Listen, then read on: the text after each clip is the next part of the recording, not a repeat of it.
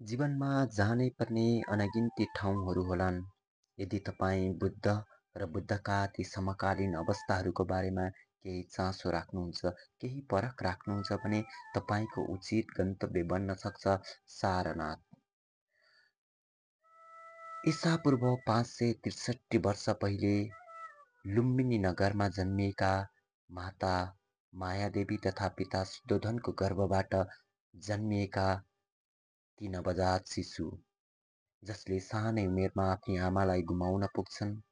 आफ्नी आमालाई गुमाइसके पश्चात महाप्रजापति जसले उनको हेरचाह र लालन पालन गर्दछिन्, त्यही लालन पालनमा हुर्किएर भविष्यमा म यो कपिलवस्तु नगरीको भावी राजा हुँ भन्ने थाहा हुनुका बावजुद पनि आफैलाई चिन्ने त्यो दृढ सङ्कल्प बोकी, आफैलाई बुझ्ने त्यो दृढ अभिप्सा बोकी मध्यराती आफ्नो सानो बालक र आफ्नो सुन्दर पत्नी तथा सम्पूर्ण राजपाट त्यागी उनी अहिले भारतमा पर्ने बोधगयातर्फ निस्कन्छन्।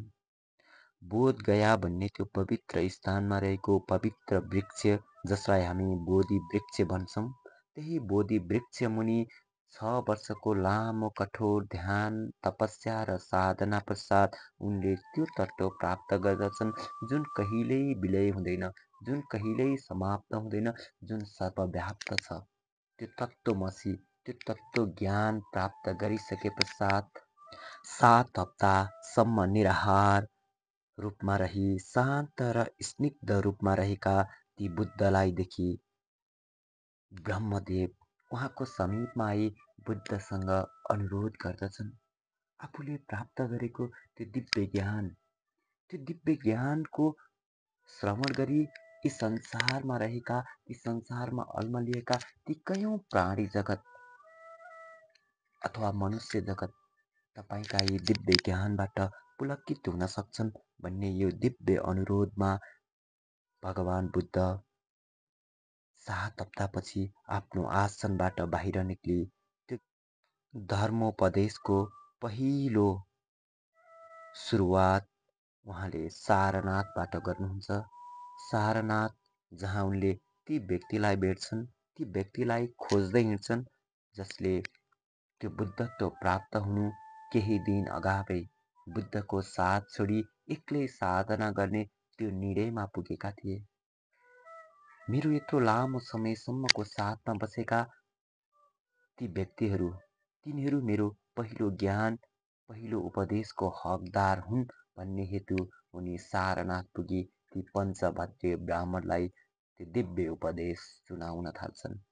त्यो दिव्य उपदेशको त्यो श्रवण स्थल हो सारनाथको पवित्र स्थान जहाँ मृगहरू नाच्दछन्, जहाँ हरिणहरू नाच्दछन्, त्यो हरिण र मृगहरूको चरणस्थल जसलाई मृगदाउ भनिन्छ, त्यही स्थानमा बसी आफ्ना पूर्ववत मित्रहरू जसलाई पञ्चभद्रे ब्राह्मण भनिन्छन्, उनीहरूलाई आफूले प्राप्त गरेको त्यो धर्मको ज्ञान, त्यही धर्मको ज्ञानलाई उपदेश स्वरूप ती पञ्चभद्रे ब्राह्मणलाई सुनाउँछन्। त्यही सुन्दा सुन्दै सर्वप्रथम श्रोता बन्न हुने पहिलो त्यो दिव्य व्यक्ति हुन् कौण्डिन्य, दोस्रो थिए भद्रिय, तेस्रो थिए अप्प, चौथो महानाम र पाँचौं थिए असज्जी। त्यही दिव्य अनि पवित्र घटनाको साक्षी बनेर बसेको छ सारनाथ पवित्र क्षेत्र। तपाईँ देख्न सक्नुहुन्छ यही सारनाथ पवित्र क्षेत्रमा त्यो शान्तिको प्यासी, आनन्दको प्यासीको घुइँचो, त्यही घुइँचोभित्र रहेर पनि शान्ति र आनन्दको अनुभूति गर्दै गरेका ती दिव्य आत्मनहरूको त्यो आभाबाट निक्लिएको त्यो शान्तिको आभाले हामी सम्पूर्णको मस्तिष्कलाई पनि शान्त तुल्याइरहेको थियो।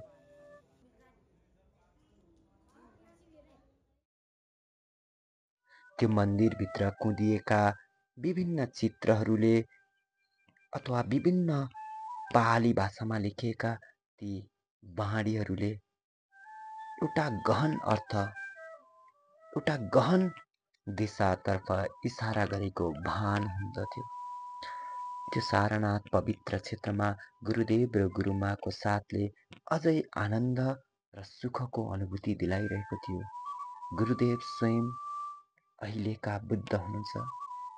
यस जगतलाई आफ्नो सारा दुःख र पीडाबाट मुक्त गर्नको लागि आफ्नो लामो साधनाको त्यो बललाई, त्यो साधनाबाट प्राप्त गरेको त्यो ज्ञानलाई यो जगत सामु, यो मानव कल्याण हेतु आफ्नो ज्ञानलाई पस्कदै आउनुभएका ती श्रद्धेय गुरुदेवको साथमा त्यो पवित्र स्थानको अवलोकन गर्न पाउनु, त्यो पवित्र तीर्थयात्रा गर्न पाउनु आफैमा सबैभन्दा सौभाग्यशाली कुरा हुन्छ। त्यही सारनाथ पवित्र क्षेत्रमा प्रत्येक वर्षको वैशाख पूर्णिमाको दिन अस्तुको दर्शन गराइन्छ भने पहिलो धर्मको उपदेश दिनुभएको त्यो पवित्र स्थान सारनाथ, त्यही सारनाथको यदि तपाईँ भ्रमण गर्न चाहनुहुन्छ, त्यस ठाउँमा आफ्नो पाइला टेक्न चाहनुहुन्छ, यदि बुद्ध मार्गलाई पछ्याउनुहुन्छ अथवा बुद्धका बाणीहरूबाट प्रभावित हुनुहुन्छ भने तपाईँको त्यो उचित गन्तव्य बन्न सक्छ। त्यहीँ गएर आफूभित्रका ती सम्पूर्ण ज्वार भाटाहरूलाई शान्त गरेको अनुभूति गराउन चाहनुहुन्छ भने तपाईँको त्यो उचित गन्तव्य बन्न सक्छ। त्यो पवित्र स्थानमा आफ्नो पाइला टेक्नबाट तपाईँ नचुक्नुहोला। शान्ति र आनन्दको अनुभूति लिनबाट तपाईँ नचुक्नुहोला। जय होस्।